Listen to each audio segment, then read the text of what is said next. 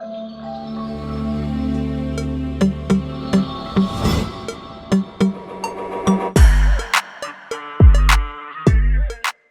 gang, it's Baileywiki, and it's January of 2024. Happy New Year. Hope you guys had great holidays. Hope you took care of yourselves. For this month, we've got a lot coming out as usual.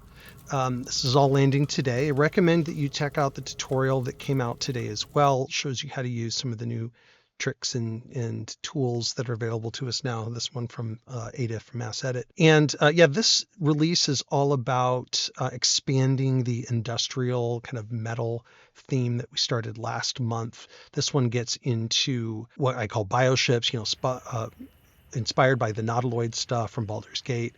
Other things like polished metal. We've got maybe more of your Mad Max style bladed and serrated edges and spikes. We've also got a bunch of new assets that Zephyr will walk you through, including some updates to the landing pages, which actually all come through the landing pages module. And then we've got a bunch of really great 3D stuff as well. And then, of course, all the stuff that went into this release is released as Dungeondraft assets. So if you want to go in and see how I made these things, make them your own, design things just like I did, you can pick up the Dungeondraft assets and do that as well. So with that, let's jump into the release. All right, let's talk about where to find the new content. Obviously, the 3D stuff has been updated. Also, most of the tiles are in the Cabal Dungeon module, but all of the compendiums and things like that are in the Towns module. Also updated just a little bit in the Premium module as well. So between Premium, Towns, and Dungeon, you should get most of the, or all of the Foundry Basic content for the month. And then, of course, the 3D stuff is updated all in the 3D module. Once you update them, you'll find you should have a Baileywiki content folder in your compendiums. It's relatively new. Not sure if you guys noticed that. And under prefabs, everything will be under the new prefabs compendium. And then under scenes, everything will be under the Towns scene. So you'll see new scenes in here. Okay, let's take a walk through the different releases. So as far as the inventory scenes go, we've got prefabs set up for, we basically have three kinds of dungeons here with this release. We have what I call organic, polished, and then spiked and bladed. So the organic is, I actually just did a tutorial today on how you can do some really cool stuff here. This is sort of a steel look by default, but you can make it look organic, which is really a lot of fun. Using a lot of the new materials that were developed for this latest Dungeondraft release, putting them into here. And you can see just a lot of really cool stuff, including some tanks that I find really awesome. They've got some of the smoke effects applied to what are essentially a few different tiles and other things going on with these tanks. You can actually have players inside, and you can see it's all occluded underneath the tank lid. And so you can put things inside there. Of course, you can make things bigger. The control token for the tank is hidden underneath this roof here, right? But it's got a few different components, including this roof. And if you're a GM, you can double click the roof. Whoops. Not the token, and then it will hide the roof and let you see the inside of it, and it's a cool effect. Of course, you can change all the colors of these things, and feel free to take advantage of that. We've got overhead portals. We've got this brine pool, right, inspired by Baldur's Gate, and the brine pool itself. These are just, it's the same exact tile, but with a tokenomic effects filter applied to it. You've got a number of new pillars. All of the pillars, the control token is actually underneath the first pillar. Under decor, you've got your pillar, right? And when you deploy it, it deploys as a single pillar like that. And then you can go to your foreground tiles and you can select alternative versions of it. Once you have one that you like, you can just copy it and paste it around as you like. It does come with walls. I don't really like the vision blocking. You can certainly add that once you drop it in, but it will block light and it will block movement. Then you've got all these unique dungeon metal organic pieces. You'll find that you'll use these a lot if you're using Dungeondraft. And my assets there, you can see those went into creating some of these toppers, as I call them. These toppers are just for adding onto scenes, and it makes it really, really easy to do that, right? So if I like this topper, for example, this is a foreground tile, and I want to put it on this relatively blank room, I can do that really easily. And then we've got some really great audio effects. If I switch to my ambient noise, switch to my headphones, this is a Bioship control room that was made by Michael Gulfi Studios. Really awesome. I love it. Really sets the tone for the Bioship.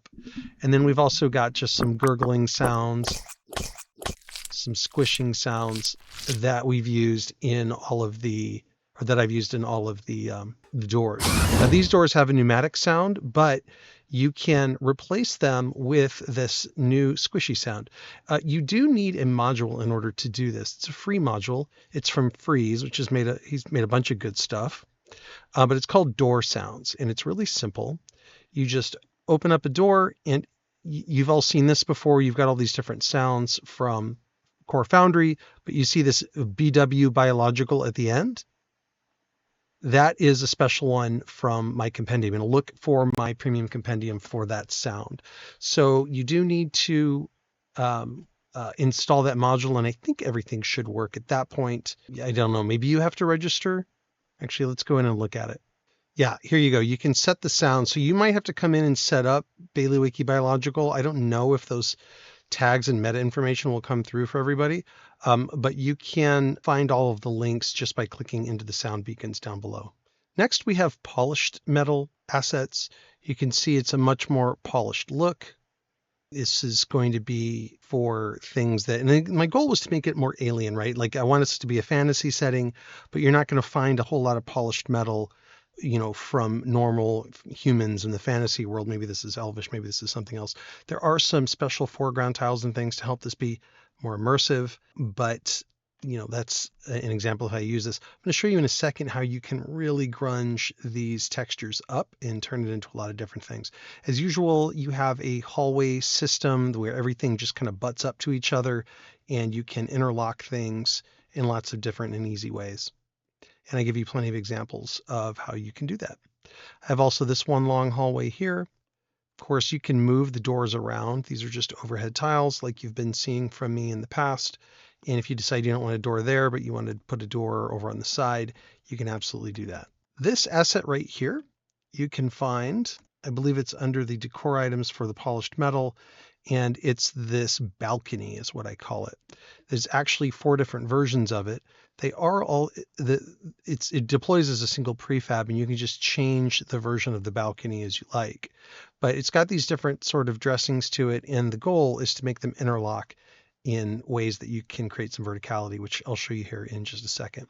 You've also got polished metal toppers like you have in the other sets, including this sort of like platform staircase.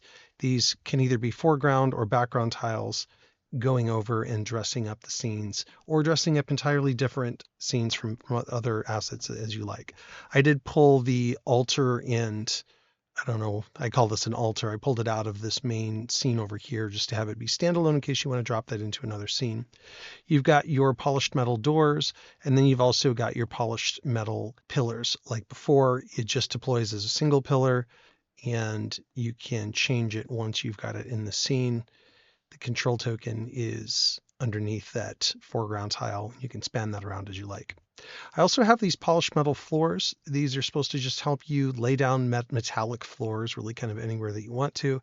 And while this isn't strictly part of the polished metal set, I did deploy these. Many of you know that I've got some transparent stairs that I really like, and I use them in a lot of different places. I just wanted to create more of those. The reason I like them is because you can drop it into a scene like this, and it just picks up the background, and it looks like you just created a stair there, right? So I've got different stairs. These are actually in the towns module, not in the dungeon module, but they do deploy. So you can just look up it's the BW stair transparent, straight, and angled, things like that. So you look up transparent on Digdown, for example, and you'll find all of them. But you can also look them up as prefabs. And when you deploy them into a scene, they just have multi-face tile enabled, right? So different ways of having, like, them going down or up, and whether you're going to have a wall at the edge or not, you can just kind of use the stair that you want for the scene that you're building. And finally, the spiked and bladed scenes. These are great. Somebody said these looked a little bit like Mad Max. I just really like this idea of mixing metal and stone. This is sort of a fighting pit area. We've got some animated effects and smoke down here. This is an overhead tile down here with a little bit of hammer sounds in the background. And just a lot of different interesting spaces here. I did do a tutorial on how I made this. You guys can watch it if you are using my Dungeondraft stuff as well. And it's got a lot of places that you can bolt on additional rooms and be able to create egress points and things like that. On top of that, I've got some metal spiked pillars, just like the ones from the other sets, but just really great looking, dangerous spikes that you can drop into really any dungeon. And I also have hallway systems for this as well. I did build in some overhead tiles with this hallway system, just so you have something automatically ready to go. I just like the look of walking underneath overhead tiles. This, for example, is an overhead tile. And again, you can change and delete these doors so that, and you can see in my sample scenes how I did that, and really kind of create any configurations you want. I also needed more jail cells, so I made this sort of larger jail room, and then these smaller ones, and then these sort of enclosed ones. And then I said, look, I just want to put doors where I want to put doors. So I've got a door theoretically defined here, but I could change that. I could just move this overhead tile to somewhere else, and I can move that door somewhere else. So you can really kind of drop these in anywhere. And again, I suggest you look at the sample scenes to see how I do that.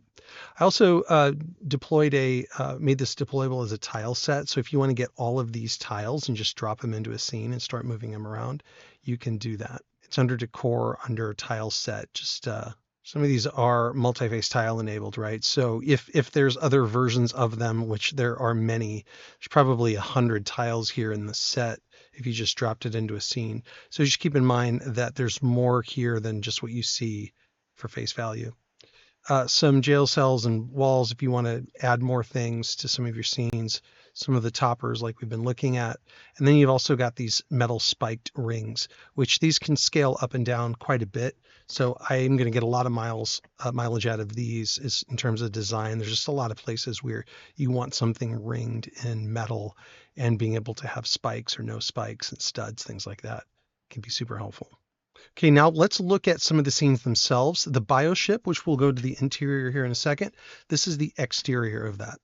And if we select a player, we can walk up and see there's just smoke and fire and effects everywhere. And a couple of little secret tips here. There is a mat enabled tile here. Only the GM can click it. And if you say yes, it will deploy a staircase. You can't even see the staircase very well through all the smoke, but the goal is to have it be sort of like discoverable that way. And I really highly recommend you look at these scenes and potentially play them in the dark. We'll let the lights come down here and show you what that feels like. Now the crickets have come on in the background. I'm not sure if you guys can hear that, but you've got the flames just sort of like underneath the fuselage of the ship. You've got these sort of tentacles hanging out here. And to point this out too, if I go to my overhead tiles, these tentacles are a separate tile than the ship itself. So if you want, I'm selecting the smoke. If you want the ship on another scene, you can totally do that. They're separate tiles. You can change the background. You can put it on a rectangular scene and just have the tentacles out there over to the side. So that's the crashed version. I'll just jump ahead to the landed version. So this is the same ship, same scene, but this one has just landed. Here we are in the daytime. We've got the same deployable staircase. This time the ship's just giving off sort of exhaust and gas and things like that. This one's also really cool when the lights go down, right? Now you've got this like glow from underneath the ship. It's in pieces, so your players can technically walk on the landing gear, for example. So just a different look, but a great little skirmish if they want to fight their way into this biological ship. Now we're on the interior of the Bioship now, and I'll turn the lights up a little bit.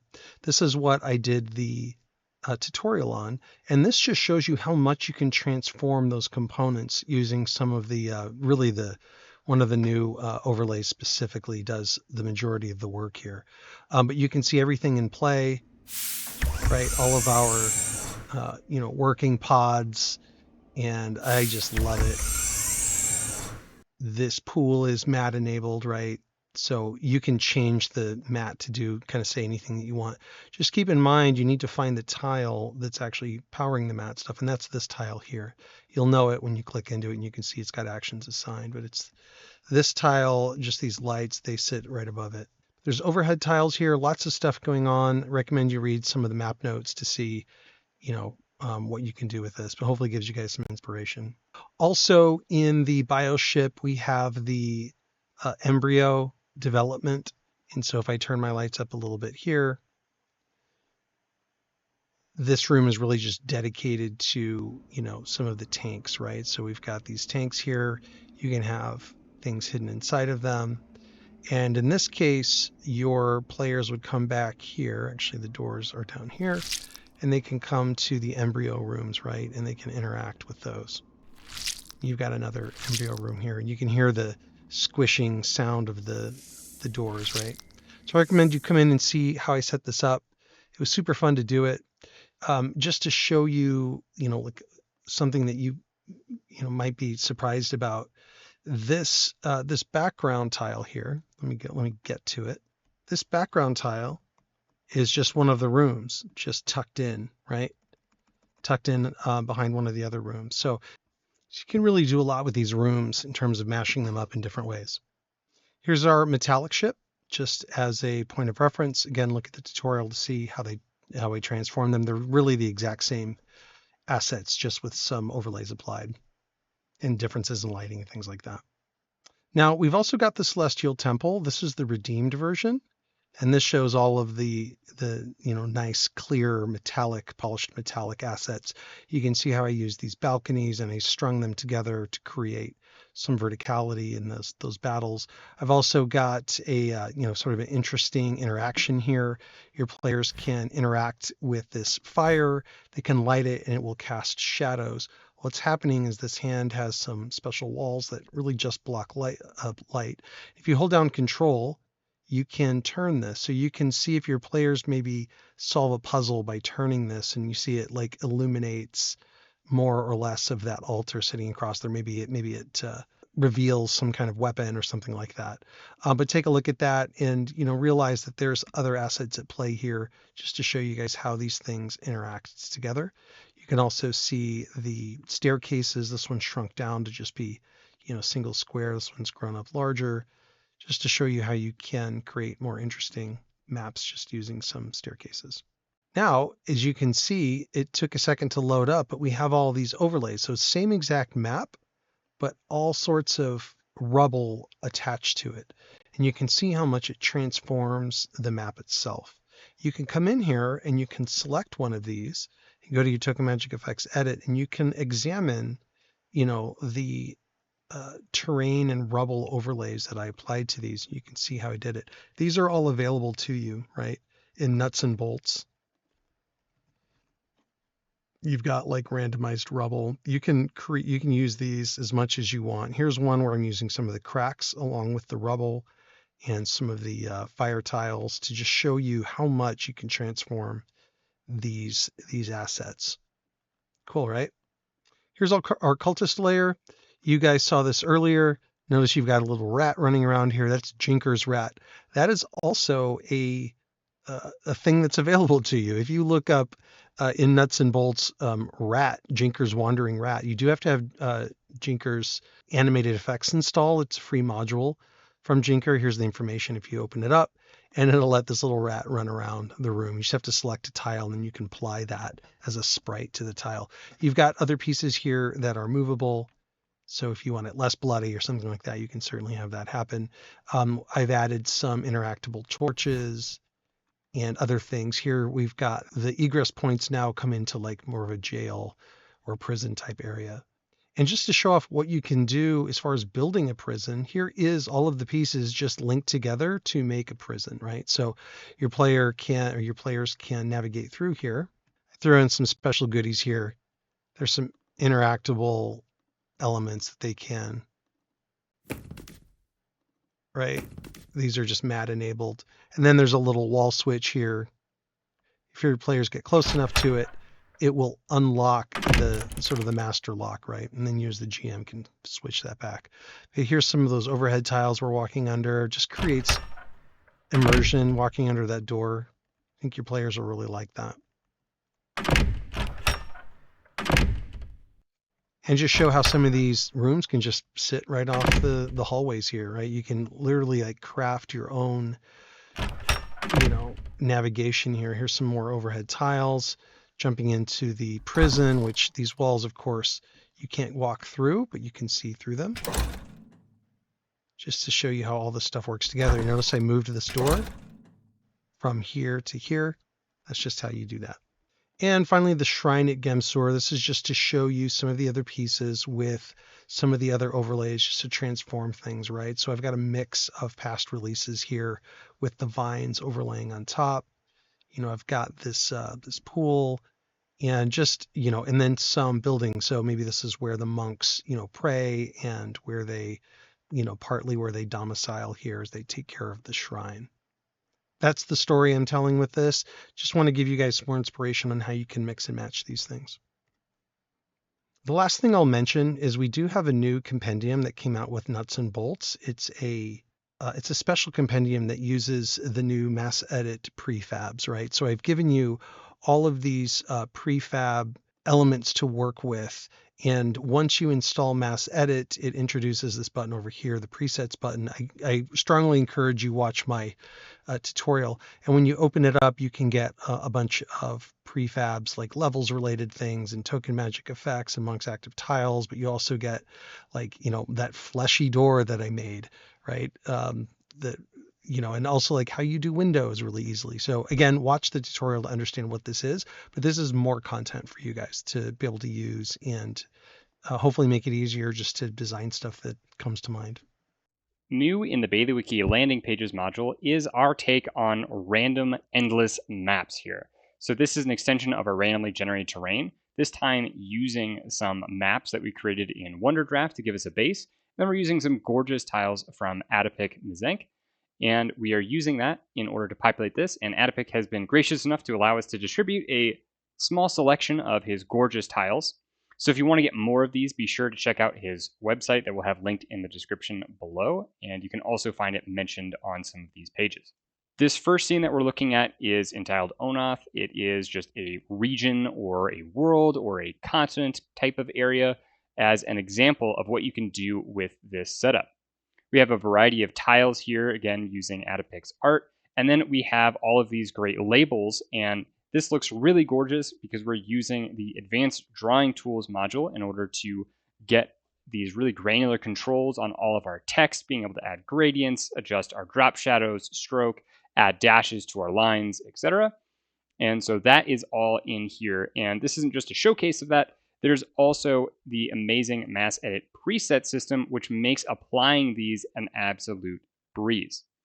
So this proof of concept is here for you to peruse and see kind of what you can do. You'll notice a good bit of variation between some of the application of these labels just to show you how you can tweak it or you can present your maps differently. On our inventory scene, we have laid out all of those new tiles as well as a bunch of our presets. So these are all of the different labels laid out so you can see what they look like when you're going to make your maps, and you can see the selection of tiles that we have available. These tiles are going to be inside of your landing pages module. And then if you go into tiles, decor, and then map elements, you'll have all of them in there. And there's also a tile pack available inside of the Actors Compendium. And that's going to have collections of basically the nature pieces and also of the settlements as a separate entity there. When it comes to all of the presets, if you just navigate to your Mass Edit presets, you'll see that you should have an external compendium with the Baileywiki nuts and bolts module, and that's where all of this goodness is. Expanding out the landing page elements, we have a bunch of tiles for down here. And then we also have in our drawings, we've got regional mapping, and that's where all of these labels come from, plus a few extra. For these presets down here, these are really great because they're going to make it a lot easier for setting up some of your own custom landing page options. Rather than going through and copying and pasting or using prefabs for some of those, we've gone ahead and made it so that when you use one of these presets and you click on an object, it will automatically change it into the appropriate tile. So if I even just copy this blank tile, you can see we have nothing there. But if I use the landing page element, and I'm going to go ahead and make this a character sheet, then we'll see that it's properly tagged with UI and UI characters, and it's got all of our triggers already set up for us. And this will also work for all of the existing pages that you've got going on if you want to add those in, and you get to keep your artwork, its position, and everything. So you can just drop in the images you want to use for your character sheets or your journals and use the preset if you don't want to bring in the whole assembly there. You will still need to go in and edit on the triggers here and change the open an actor sheet to a specific sheet that you want to open rather than the placeholder that's going to be there to start. And again, that also applies to journal elements. And there's also some of these labeled spawn. So the ones that are labeled spawn, they are set up with their images and everything already. So if you just drag it from your preset, then you'll have this already tagged properly and with all of its images intact. And then you can go ahead and use the configuration tool in order to adjust this further. Speaking of, you can also now spawn in the configuration tool rather than use the prefab. And so you have this right away, being able to customize a landing page, which should hopefully make it a little bit easier to get started with creating your own landing pages, whether you're using a template or not. For some newer pieces, we have a couple of supplementary elements here for the mapping. We have options for creating these MATT tiles that when you hover over them with your actor tool, it will give you a little text pop up here. So this can work great for your players being able to hover over and see what's going on with these cities on your maps without having to bother with hiding and showing drawings per se. And you can adjust these by opening this up, and then in triggers, you can see that this is laid out pretty heavily here. And it's got little landings for what you need to change. For example, change scene below to change any triggering there, and also changing any of the scrolling text. So in addition to this hover option, this building on the left also has a click option where players can travel to a location or read a journal entry. Again, you'll want to change these according to those landings there. With the travel location, you have the option to either send them to a new scene, either just changing the scene for them, activating the scene, which will bring everyone there, or declining it, which will give them a message and they're going to stay on that scene. So these are great options, and they're also tagged with a map location option here. And we have a map location toggle tile that comes in now. And when you click on that, it gives you the option to activate all of the map location tiles, deactivate them. So that means that they won't have the hovering or the teleportation abilities. And you can also reveal and hide them all in bulk. Depending upon how you're setting up your map, for example, if you're using this to create a hex crawl or something similar, and you've already got locations laid down, then you may want to start with all of them deactivated or something like that. Note that these all require vision in order to trigger. They have to be able to see them. So if it is hidden, then they won't be able to activate them. So you don't need to both hide and deactivate them. And that's noted in the dialogue here. Then our last pieces are we have a setup map tile, and you can put whatever image you want in this. And then when we use the setup map tile, or setup random map base, you simply click on it with the preset, and it's going to add just the map category down here, and it's going to change the image to this black square.webp active tile. Then you can use this map configuration tool, and the random map configuration tool, again, you can just spawn in over here with the preset. And when you click on the configuration tool, you get a variety of options. So this is going to affect everything that is tagged with the map tag on your particular scene. And you want to have only one of these. There's plenty of instructions in here too, but it's pretty simple. If you use change image, then we get the option of what style you want, worn or paper, and a description of those styles. And this is going to use some of our new filters that we have for token magic effects to create these random areas. These are relatively large, so sometimes it can take a moment for it to transition. And then we also have the option to do this zoom and rotate feature. And you can use that to navigate this map and find an area that you find compelling. There's additional options, for example, adding a vignette. And then, of course, you can remove that as well. To demonstrate how these pieces work in tandem, if you go to your tile tools and use place tile, that lets you drag things out. We can then go ahead and create a tile, and then we can start using our presets to set up the random map base. And we can drag out the random map configuration tool. And then from here, we can go ahead and set up our image. And it's just going to use that new filter that's creating all of these random map overlays here. And you can continue to generate it, or you can use, again, that scrolling option to pan up and around on it. Keep in mind that this is as if you are sliding the map in that direction relative to yourself, so it might be a little unintuitive or might be backwards from how you might initially think of it. And if you add that vignette, the vignette does not matter when you add it. It is just an on or an off. It's not layered in any way. So if you change the image, then you'll still keep the vignette if you had it applied. From here, you can go ahead and add in additional tiles and apply different effects to them. And then when you want to add in labels, you can simply draw out your label. And then you can use the presets to change to the appropriate label that you want to use. For elements like roads, you can use the freehand drawing, draw freehand, and then you can apply the road option in order to change it over. Another great feature of advanced drawing tools is that you can select things and then you can manipulate the points. Simply right-click on a point to delete it. So this can be helpful when you are doing really long, detailed freehand pieces. It tends to create a lot of points close together, so you may want to trim those out so that you won't have as shaky of a line. All of the new configuration tool abilities are powered by macros that have been added to nuts and bolts. You can find them under the new and under random maps landing pages section. And for this, there are all of the targeted options, and these are going to be that reinvented version of the scrolling token magic effects controls, and also targeted versions of an overlay. Obviously, we were using the tile earlier, and that was targeting our map using tagger, but you can also apply either of these macros in order to randomize it as well. And if you have used that filter initially, you can still go ahead and use the zoom and pan. If you use that filter to start, as long as this is tagged as map, you'll still be able to use the zoom so you can mix and match whatever makes more sense to you. So those are in there, and there will also be a free version as well that has just a limited number of sources that it's pulling from. Hi guys, a belated Merry Christmas and a Happy New Year to all of you. It's Swift here with this month's 3D part of the update.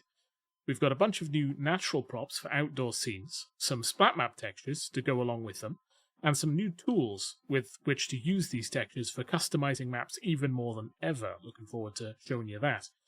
Overall this month, we've got a bit of a seasonal theme going on. To start with, trees. We've got a set of trees here with 4 variants of each: a spring, summer, autumn, and winter variant. And then I've got a variant of the winter one with snow on it here, made using the overlay shader. And I've got a set of large trees over here, and then a set of smaller birch trees. I find the large trees are good for blocking out areas of the map that probably aren't going to be used for, foot traffic and that sort of thing, just kind of filling it in. And then the birch trees are better for kind of filling in the gaps between the larger ones, and also just kind of detailing your exterior scenes. These trees are rather fluffy, a lot of leaves on them, but they should be relatively performant. I've not noticed any issues myself while using them, but obviously any feedback on that would be appreciated if you have any issues. Further down, we've got stones that are textured to match these trees, to go along with them. First of all, we've got these 4 rock formations, which I've included variants of to kind of show the thought process behind these. You can use them as somewhat vertical rock outcroppings, but you could also do something like take this one here, for instance, just move this along, and then scale it up, put it down into the ground, and then use it as an element of a map. For instance, if you've got a rock outcropping that people are going to be standing on that's above the rest of the map, you could do something like overlay the grass texture like I've done here, and then just use that as a piece of the map. We've also got some small rocks for detail work. These can be scaled up too, but they work best when they're smaller. And we've got these rune stones here as well. Each one's got 2 runes on it, and they're self-illuminated, so they should look pretty interesting in dark scenes. And with those, you could sort of build formations of them just by stacking them on top of each other, or do something like embed them into a wall or other rocks or things like that. We've also got larger rounded rocks, ones that are kind of eroded by time or water, and they're good for a kind of standing stone type situation. Just take something like this and kind of embed it in the ground, for instance. And then we've also got a couple of detail props over here. Fences, a pier or bridge, bench, barrel, that sort of thing. Just a bit of extra kind of detailing to fill in maps a little bit. This pier, for instance, should snap to the grid nicely, as you see here, to make any arbitrarily long bridge or pier or the like, and cover a larger area with it. So speaking of maps, let's have a quick look at some of the maps we'll be putting out this month, and I'll show you what I mean by these new tools. So this first map is a forest crossroads map. We'd heard that we lacked more straightforward exterior scenes for the sheer number of encounters in your average adventure that take place in places like a road, so we've leaned into that a bit this month. These maps all also use splat maps to texture the ground, using some new textures we've added this month, as you can see here. One of the main advantages of splat maps, though, for those who aren't familiar, is how customizable they are. So, say you wanted to go for some less stylized textures for a map like this, you could just go into the splat map shader and swap them around. I've just made a macro here for convenience. And put in the textures from the Ancient Castle update from a few months ago, and that changes the whole feel of the scene. And this is all well and good, of course. I really like just how customizable these things are and how efficient they are. But probably the most notable update is in the splat map shader itself. So if you open up the shaders configuration for the terrain here, and go down to the splat map part, you'll see all the normal configuration parts here, like the splat map itself, the texture for the red, the green, the blue, all that sort of thing. And then also this paintbrush icon here. And if you click that, that'll bring up a picture of the splat map itself and some options here. We've got something for the brush size, something for the brush opacity, something for the brush hardness, and then this button here lets you switch between red, green, blue, and white. And what this is directly painting on the canvas, or rather on the splat map.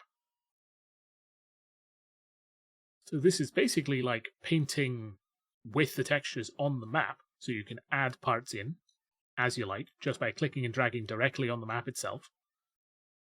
You can paint with any of the textures that are already in use, like here I'm painting with red, and for this map at the moment, red is this kind of dirt texture.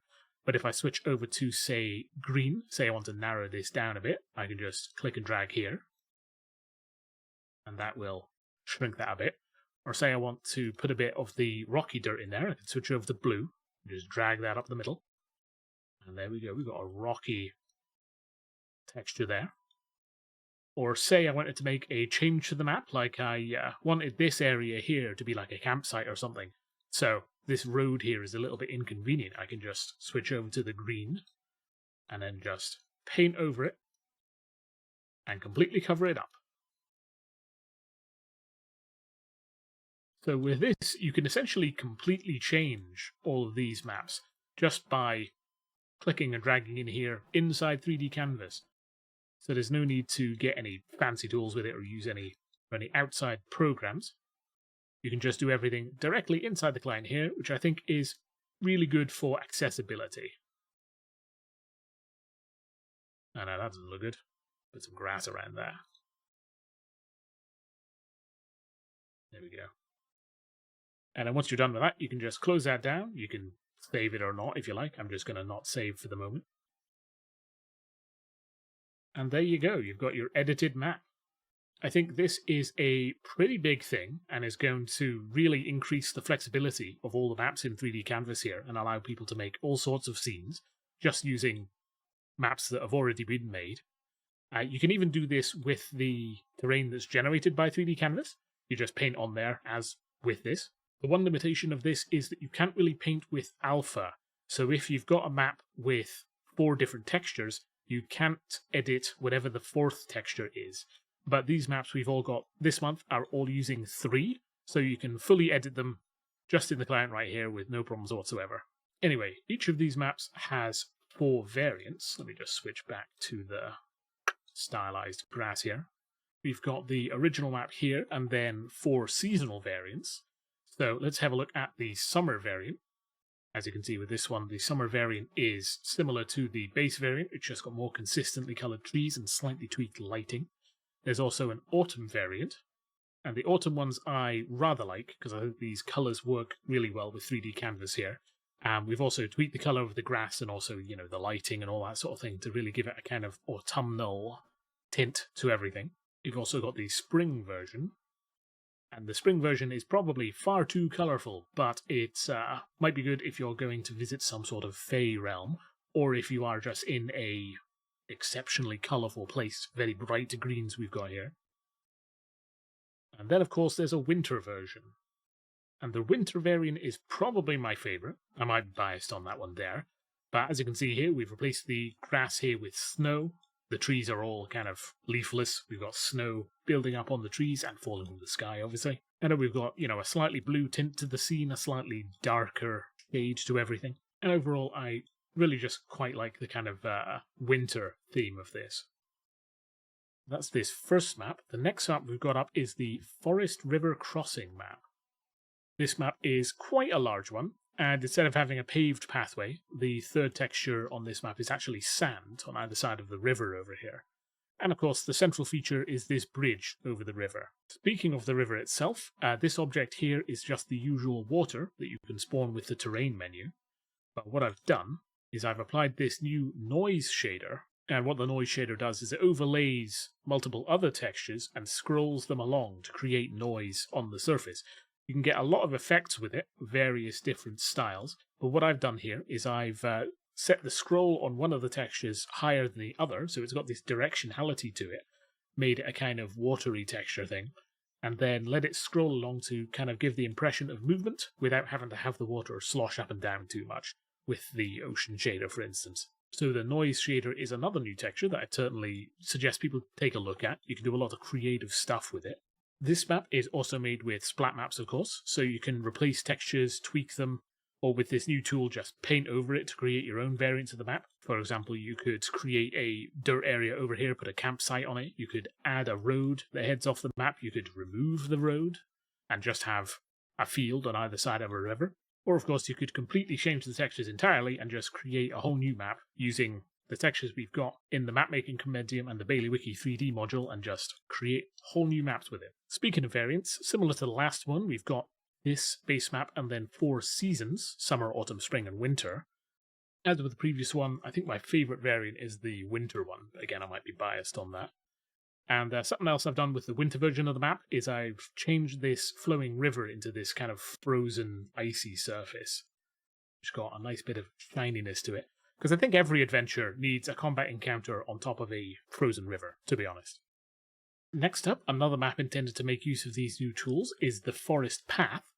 There's not all that much to be said for a lot of these, because they are pretty straightforward here. These are just designed to be used for any given campaign, because every party's going to have encounters along a road. Something that might be an idea for this map is using some water.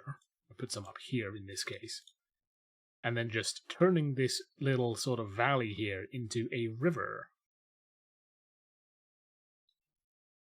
Since it's shaped with the central road down the centre of this dip here, and something like a flowing river might be more useful for you. Similar to the others, we have other variants of this, like for example, the autumn version, which has these lovely autumnal colours here. We've also got the summer and the spring, and of course, I think my favourite one is again the winter here. I just love these wintry forests. There is another map coming out this month, the Underdark Encounter, from my Design With Me video from last month, but it seems like I'm having some technical difficulties on my end, so I won't be able to show that right now, but that map should be in the compendium when you go and have a look. I definitely recommend giving it a look for some good examples of how you can use lights to enhance a scene. The next maps we'll take a look at are from Violet this month, and I'll start with this one called The Field of Stars. This one is a very stylish map that I think is a good showcase of the kind of things that are possible with 3D canvas. No structures, not even any terrain, just an arena in an endless ocean overseen by this giant statue. I've left a token down here so that you can see the scale of it a bit better. It's hard to see otherwise. It's quite a large map, more than big enough to take a sizable encounter. You could certainly see a whole party of adventurers versus some force here, or even just, the statue itself, for instance. Very cool map. And if anyone actually ends up using this for some kind of boss fight or grand encounter, I'd really like to hear about it, because it is just pretty striking, I think. This next map is more down to earth, but still really cool. We've got a market in a desert town using pillars and simple shapes here, the cuboids, to make this kind of Cawthon-like arrangement where we've got this central corridor up to this circle here. Every adventuring party is going to find themselves in a market sooner or later, so this is the kind of map that I expect could be very useful indeed. We've got all the various stalls around here selling, fruit, veg, food, all that sort of thing, and then, boxes and things in the back, and enough room underneath the shelters here for people to move around. I think this is a rather cool map, and probably quite useful. We've also got a variant of the market at night with some stylized lighting. We've got yellows, reds, and greens that I think give the impression that this place is like an alchemist town with the different coloured lights here. This market, of course, being here at night means that either the market is open 24 hours or maybe the party are just here on less than legal business. Either way, this is a map that I could see, being quite practical. And the last map we've got today is the Dragon Cave.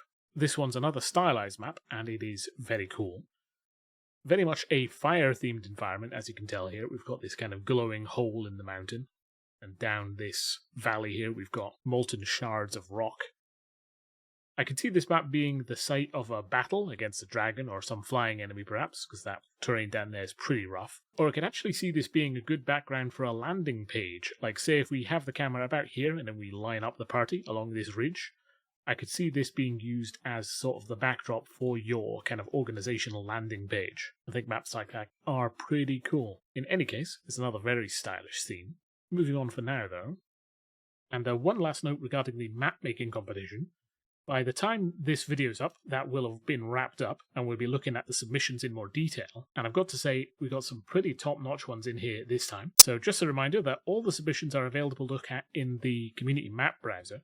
So you can just open up the browser here, download whichever ones you like. A lot of these look very impressive, even at just a glance. So I definitely recommend anybody even interested in 3D maps at all to have a look at these, because a lot of them are really high quality. Anyway though, I'll wrap up this segment of the video before it drags on for too long.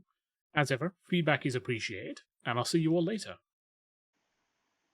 So for the first half of the Dungeondraft release, we have the sample scene, which has all of the things that I've created for this particular release, including the ship, which you can get in here and see how it's kit bashed together from multiple pieces. You've got a sample background for that scene.